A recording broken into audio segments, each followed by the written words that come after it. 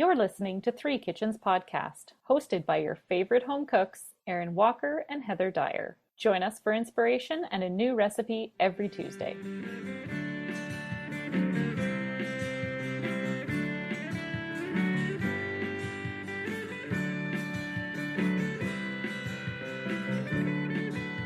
Hi, listeners. This is a special bonus episode for you from Three Kitchens Podcast. This is Erin Walker, and I'm joined by Heather Dyer. Welcome. And we are here to tell you about the Highfield Regenerative Farm's Soupalicious event that we attended over the weekend, and share with you some soups that we made from the Soupalicious website. So, here we are to tell you all about it. So, Heather. Yes. Did you have a Soupalicious Sunday? I sure did. Soupalicious just works so well. It's a great name. Whoever thought of it. Good name, enjoyable event. Super enjoyable. Yes. No, but it was a really fun event, and they had some cool stuff there that I was like, man, I actually wish I would have brought my kids. Next year you can take them. Yeah. Next year I'm going to make this a family event. Mandatory fun time for my family. It's a great concept, and what a great site. The Highfield Regenerative Farm, as we're like trucking through the industrial neighborhood. And then here's this farm, and it's like garden beds and greenhouse. And you kind of forget while you're there that there is all this, except you can hear the hum and a little bit of traffic. Yeah, but it really is like a farm in the middle of the city. It feels wide open spaces. They had the bees there, and we were checking them out as they were buzzing around, and the field where they grow everything is pretty impressive, and their greenhouses are amazing. And yeah, it's a really cool spot and good soup. I have to say the hardest part of today was voting on your favorite soup. Oh, totally. Yeah. Because you only get one chip to vote. Yeah. It was difficult because they were all so good. And that's a great problem to have as a soup taster. Right? And just the amount of diversity in the things that we tasted being all vegetable soups. I think everything we ate was a vegetarian soup. Yeah, and I think a lot of them were vegetarian. Yeah.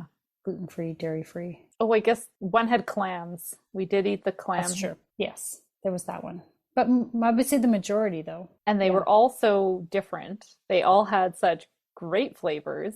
I was just telling my family because they were like, well, what was your favorite? What did you vote for? We both put our little chip to vote for a soup that it's proof, and the ABCBs. We'll link to the website so you can go and check out who all the collaborations were. Yes. But they did something with pear, honeycomb, celery root. What else was there something else I'm missing? It was so interesting and sweet. I couldn't figure out what the spices were in there. So interesting. I loved it. That was so good. There were lots of really good ones, though. I mean, you couldn't go wrong voting for any of those soups that we had. No, and we saw some really giant mushrooms, which was really cool. The big mushrooms that were in with the oysters. Not oysters. Clams. I always mix it up. It's like a chowder, but it was non-dairy, which I really appreciated. Yeah, it was delicious. We had a dumpling at the beginning that was beet and ginger. Oh, and the ginger it was like in a there. Snap, like when you bit into that, it was just like, whew. So good. Yeah, an Indian soup that had, I don't know, 25 ingredients in it. Oh my goodness, the list that they had. We were standing there and we're like, oh, it has this in it. What do you think this is? Oh, let's read. It was delicious. But it was so good. And the Highfield Regenerative Farm put on a fun event. They had a pumpkin hunt for little kids. There was a pie eating contest that I think was happening as we were heading out, so we didn't actually see them. We should have gone to watch people scarf down pie. Would have been funny. And there were bands playing, and there were some little vendors. Yeah, really fun. We should talk about a couple of soups we made this past week from the Soupalicious.ca, the big organizers of Soupalicious across the country. Yeah, it's an organization that puts on this event because the Highfield Regenerative Farm is donating all of their produce to local community food access agencies. And so Soupalicious is an event that's put on all across Canada, Toronto to like Golden, Revelstoke, where are some of the places in BC. Yeah. It's all over the place. Yeah. And I believe that it is either in partnership with or supported by the Compost Council of Canada, which Yes, is that's the right. connection to Highfield Farm. Right. And if you go on their website, soupalicious.ca, they have some recipes, not obviously every recipe that has ever been made for a Soupalicious event, but some of the soups, there's actually quite a long list Mm-hmm. of recipes if you want to go and make one from a past event. And we chose two. Yeah. So I made one called Red Velvet, and it's called that because it's a beet soup. So you know it's red because it's got beets. Yes. It is the simplest, inexpensive, Mm-hmm. quick and easy to make, and yet really flavorful. So if you like beets, you gotta like beets. If you don't, skip this one. Yeah. Spanish onions, beets, and potatoes. And then to season it, you've got curry powder and a little bit of honey and salt and vegetable stock. I cheated and used chicken stock because that's what I had. But I was thinking about this. It's like so inexpensive because those root vegetables, especially Yeah. like say you're down to your last couple potatoes, you got an onion kicking around in the basket, grab a couple beets, you Yeah. can easily make this soup from almost nothing. I would even say if you don't like beets, you know, sometimes you taste beets and you're like, whoa, this is beets. I didn't feel like that with this at all. Okay. But you also really like beets. I also really like beets, so maybe that's a bad perception. Yeah, I think it's probably not going to be the thing to sway you to the beet. Oh, okay. I mean, you never know. It might. It's very beet forward, even though I agree it kind of mellows out with the other ingredients and the curry just like kicks it up. Yeah. I do think you kind of got to like beets for this one. Mm. It's a great basic beet soup. The curry was like a little bit new to us. We were like, oh, maybe now we're going to put curry into borscht and see how that is. Yeah, curry powder and beets is a winning combination. I think that really rounds out the flavor. We love our beets around here, so Yeah. we Yeah, we liked it a do. lot. Yeah. And what did you make? I went after a carrot ginger apple soup, but it has more than just carrots, ginger, and apple.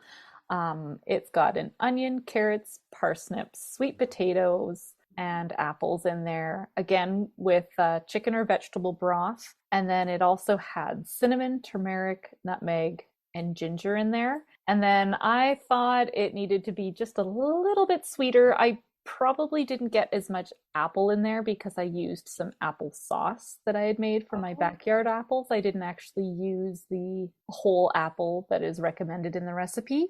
And so I also added in maple syrup. And then right before I served it, I did finish it off with some butter because a nice blended creamy soup. I love finishing with just a little bit of extra butter in there. Butter makes everything better. It does. Mm. Yeah. Oh, the ginger in there just, I don't know, it warmed you from the inside out. I loved it. I had a head cold this past week. It's quite thick. Mhm. I mean, I think most soups, if they're a cream or like a blended soup, when you keep it till the next day, you're like, oh, it's so thick. How'd it get so thick? And it's so great because you can make it go farther. I thinned it out with a bit of broth.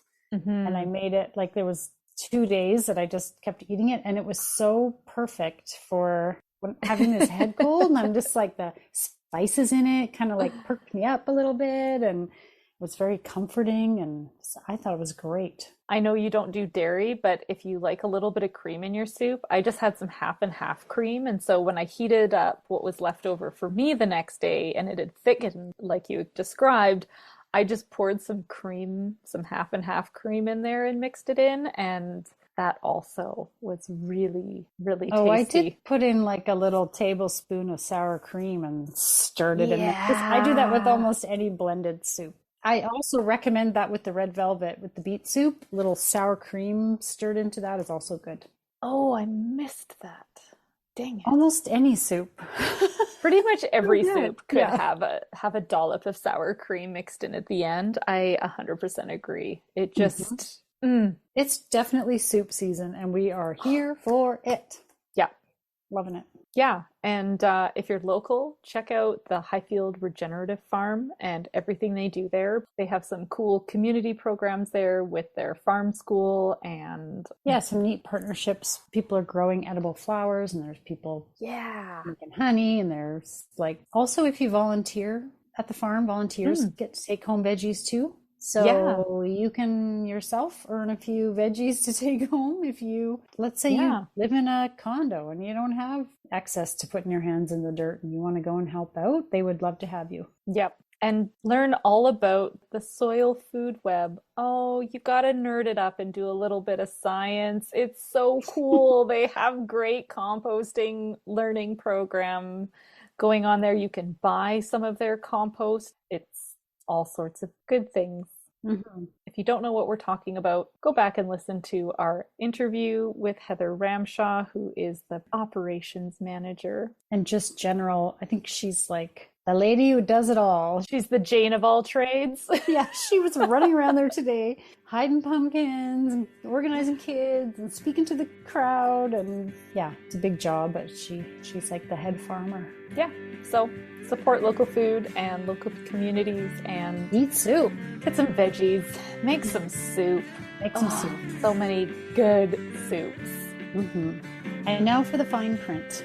Join us over on the socials, Facebook, Instagram, and YouTube, and on our website at threekitchenspodcast.com. Word of mouth is the #1 way people find a new podcast. And remember, when you like, follow, subscribe, and leave a review, it helps more people find us. Thank you so much for listening.